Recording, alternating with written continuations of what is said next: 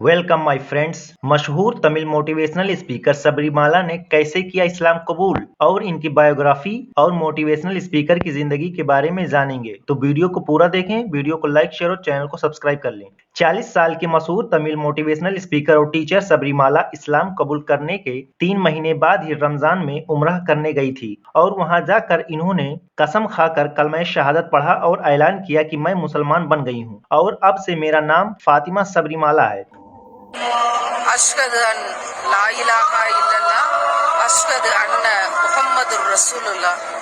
சபரிமாலா என்ற நான் ஃபாத்திமா சபரிமாலாவாக ஏக இறைவனை ஏற்றுக்கொண்டு முஹம்மது நபிகள் நாயகம் ஸல்லல்லாஹு அலைஹி வஸல்லம் இறைவனின் தூதர் என்பதையும் ஏற்றுக்கொண்டு அதிகாரப்பூர்வமாக காபத்துல்லாவிலிருந்து அறிவிப்பு செய்கிற உன்னதமான தருணமாக இதை நான் பார்க்கிறேன். அல்லாஹு அக்பர். இறைவன் மிகப்பெரியவன்.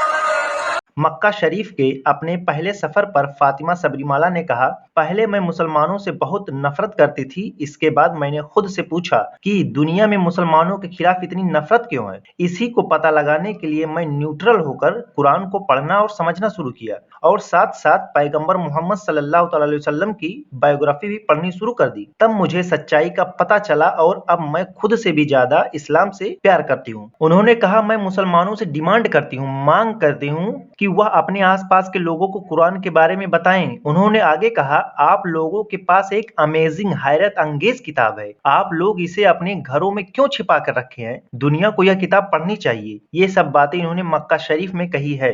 Short biography of Fatima Sabarimala, मतलब इनकी जिंदगी के बारे में थोड़ा सा आप जान लें। सबरीमाला की पैदाइश 26 दिसंबर 1982 में मदुरई में हुआ। इन्होंने जयकांतन से शादी की और इनका एक बेटा है जिसका नाम जय चोलन है। सबरीमाला ने अपनी एजुकेशन डिंडीगुल, तमिलनाडु में की है।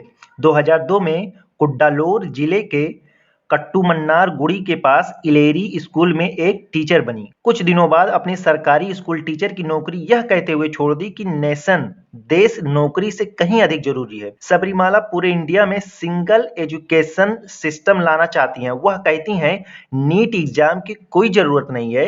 इसके लिए वह रीजन बताती हैं कि भारत में कोई कॉमन एजुकेशन सिस्टम है ही नहीं, तो आप नीट एग्जाम सभी के लिए इक्वल, बराबर कैसे मान सकते हैं। नीट एग्जाम के खिलाफ सबरीमाला भूख हड़ताल पर चली गई थी और जोर देकर कहा कि इंडिया में एक कॉमन एजुकेशन सिस्टम लागू होना चाहिए। 2002 में ही वह एजुकेशन इक्वलिटी और औरतों की सेफ्टी और राइट्स के लिए लड़ती रही हैं। इनकी मोटिवेशनल स्पीकर की जिंदगी कैसी है? मोटिवेशनल स्पीकर के तौर पर सबरीमाला अभी तक 2000 से ज्यादा स्टेज पर रही हैं।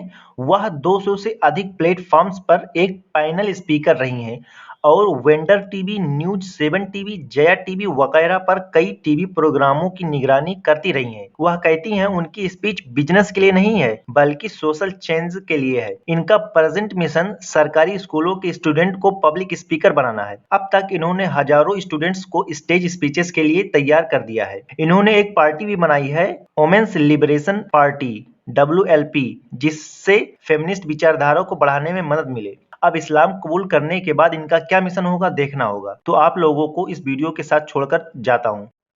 एक अखबार निकलता है उत्तरी भारत में, दैनिक जागरण, बहुत मशहूर, सबसे ज्यादा पाठक हैं उसके। उसमें एक लेख छपा था, दंगे क्यों होते हैं। बल्लाज मधोक, जो बुजुर्ग लोग हैं उनको जानते होंगे, बल्लाज मधोक को, उन्होंने एक लेख लिखा था और कुरान मजीद की कुछ आयतें दी थी।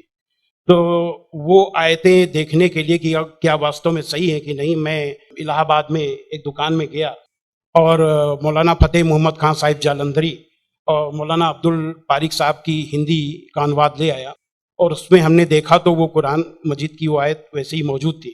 तो मुझे लगा कि ये बात सही है और मैंने किताब लिखी, इस्लामिक आतंकवाद का इतिहास। बाला साहब ठाकरे को बहुत पसंद आई, उन्होंने उसका अंग्रेजी ट्रांसलेशन कराया, the history of Islamic terrorism के नाम से। बाद में एक सज्जन ने, अब मैं वहां आ रहा हूं कि मेरा सोच कैसे बदला।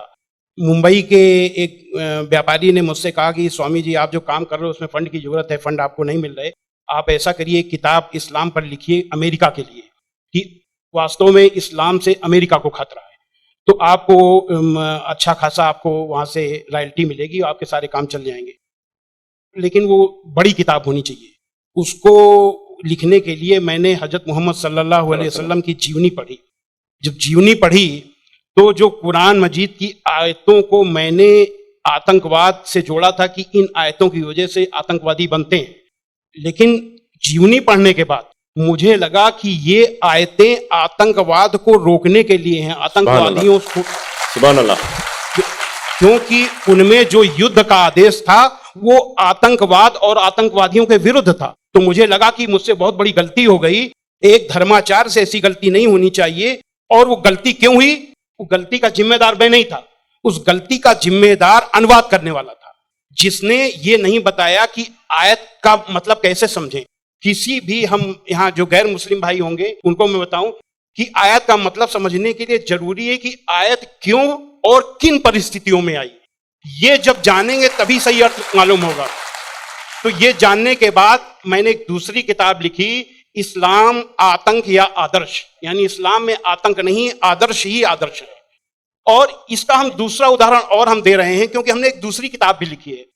एक बार मैं जा रहा था, अभी थोड़े दिन की बात है, तो एक सज्जन से मेरी बातचीत होने लगी। मैंने कहा इस्लाम में आतंकवाद है ही नहीं। तो उन्होंने क्या किया, अपने मोबाइल में दिखाया एक इंटरनेट से कि आज से 100 साल पहले ब्रिटिश पार्लियामेंट में एक भूतपूर्व जो प्रधानमंत्री विलियम ग्लैडस्टोन थे, उन्होंने कुरान मजीद को लहराते हुए उसके बारे में कुछ नेगेटिव चीजें कही थी। तो मुझे बिल्कुल अपनी बात याद आ गई कि जैसे मैंने गलत समझा वैसे विलियम ग्लैडस्टोन ने भी गलत समझा, और उसके जिम्मेदार वो नहीं, अनुवाद करने वाले थे, क्योंकि उन्होंने सही अनुवाद उसको सही ढंग से एक्सप्लेन क्यों नहीं किया। तो मुझे लगा कि अब इस पर भी एक किताब लिखने की जरूरत है।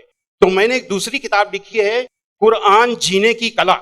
वो अंग्रेजी हिंदी में है, वो छप चुकी है जामिया नगर में जो जमात इस्लामी के मरकज से छपी है। अंग्रेजी में इस्लाम एंड आर्ट ऑफ लिविंग के नाम से अंग्रेजी में भी छपेगी। अब इन सारी चीजों जो मैंने इस्लाम को देखा, कुरान को देखा, उसके हिसाब से मैं एक छोटे से निष्कर्ष पे पहुंचा कि इंसान में इंसानियत लाने के तरीके का नाम इस्लाम है। और ये जुमला नहीं है, ये जुमलेबाजी नहीं है कि मैं अपने तरफ से मैंने कोई एक मुहावरा कह दिया, एक जुमला फेंक दिया। ये बात दलील के साथ मैं बताऊंगा, और मैंने दलील के साथ देखा है। ये इंसानियत के दुश्मन है, काम, क्रोध, मद, लोभ, मोह, ये दुश्मन है।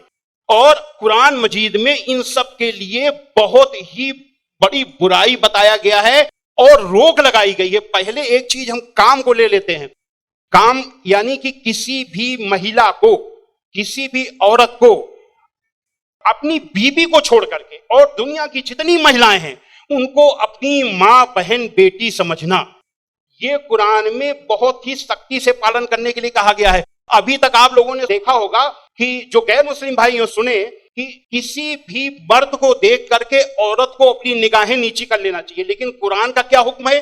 कुरान के सूरा 24 आयत नंबर 30 में है, ऐ मोहम्मद मोमिनों से कह दो कि वे अपनी गैर जो भी महिलाएं हैं जो उनको देख करके अपनी निगाहें नीची रखा करें और अपनी शर्मगाहों की हिफाजत करें। यानी जब सुभान अल्लाह मर्द जब अपनी पत्नी के सिवा किसी को देखे तो आंख न मिलाए उससे, अपनी निगाहें नीची कर ले और मर्यादा में रहे।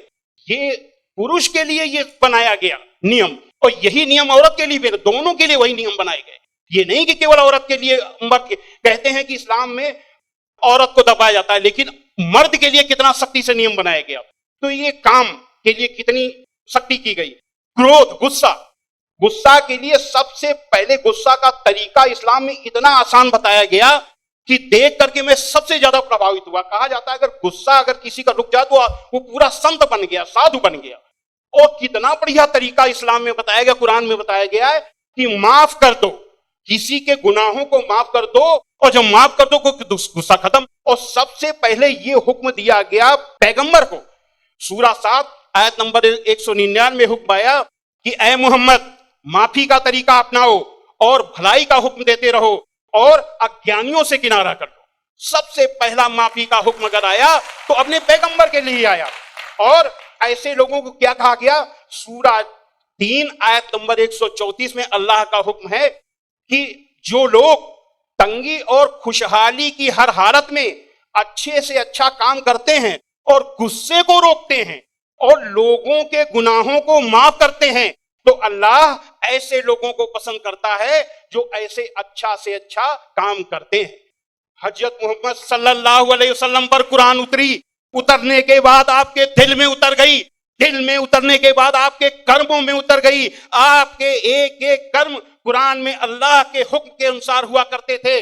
आपने पहले खुद अपने आचरण में लिया, अपने अखलाक में लिया, तब दूसरों को बताया।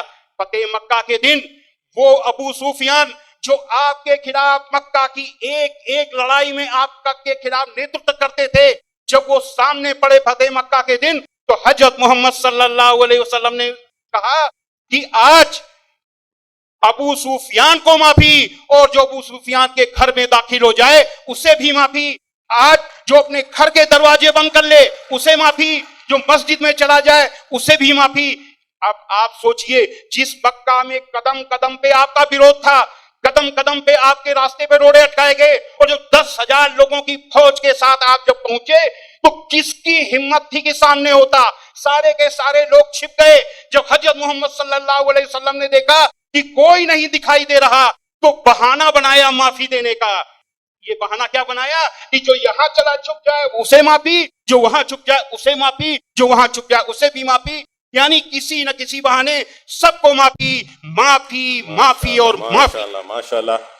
स्वामी जी, आपको रोकना मेरे दिल में क्या है, ख्वाहिश तो नहीं है, मगर मैं पैनल डिस्कशन कंडक्ट कर रहा हूं अभी, इसलिए आपसे एक सवाल भी मैं करूंगा।